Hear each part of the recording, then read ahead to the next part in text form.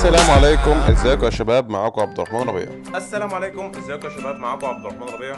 النهارده جاي لكم في اقوى تمرين الكتف، تمرين في البيت من غير معدات، من غير حتى اجهزه ولا حتى دنابل ولا براد.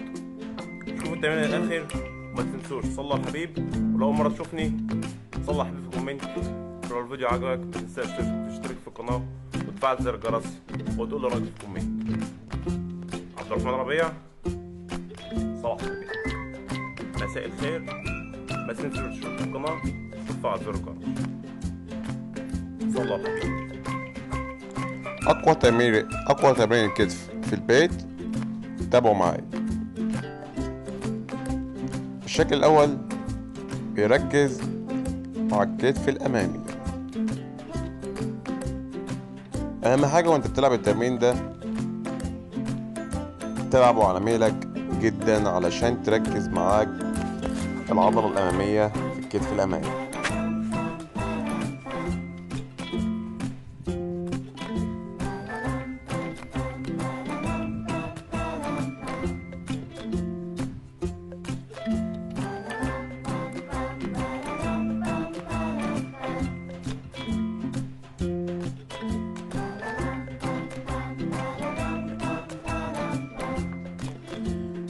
الشكل التاني من التمرين بيركز على الكتف الخلفي.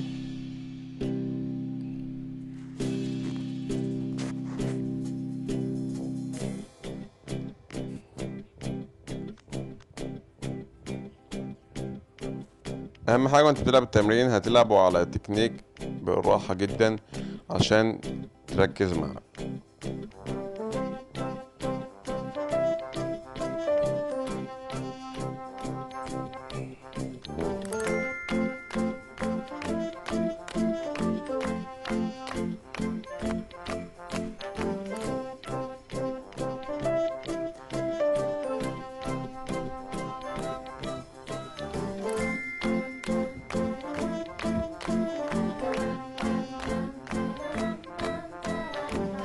الشكل التالت بيركز على الكتف الخلفي في الترباس الخلفي.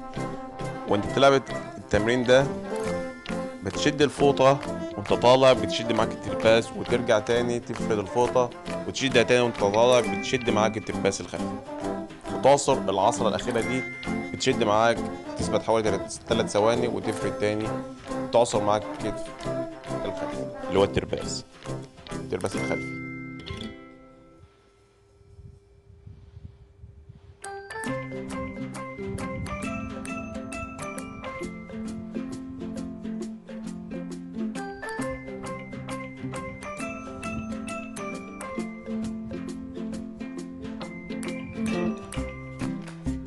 الشكل الرابع هيركز معانا على الكتف الخلفي وعلى الترابيس الخلفي، يعني هنركز معانا على الشكل الخلفي بالكامل.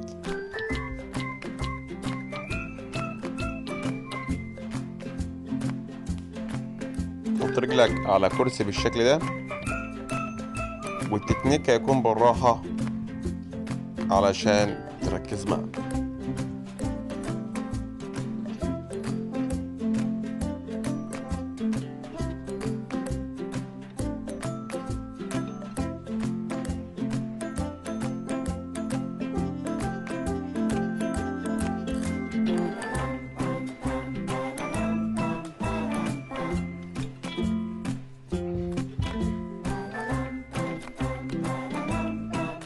بعد كده هنخش على الشكل الخامس. هتقف على ايدك بحيث ان ايدك تاخد قوة التباس والكتف بتاعك يزداد صلوبة، يبقى جامد يعني. لو عرفت كمان وانت واقف تنزل 5 عدات ولا 6 عدات ضغط واقف بالشكل ده، هيتركز معاك على قوة الكتف بتاعك الامامي والخلفي وكمان الجانب عشان تثبت عليه شوية. معرفتش انت كده كده وانت ثابت هتزداد قوة وصلابة. بعد كده احنا هناخد الشكل الخامس وهو برضو الثبات بس بشكل تاني، هيبقى اخر شكل معانا الشكل السادس.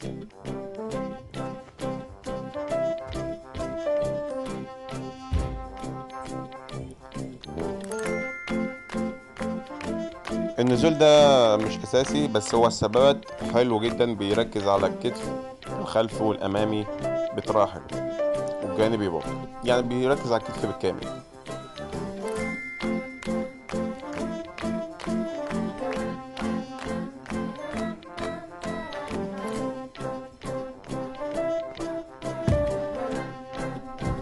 ما تنساش تشترك في القناة وتفعل زر الجرس وتصلي على الحبيب في كومنت.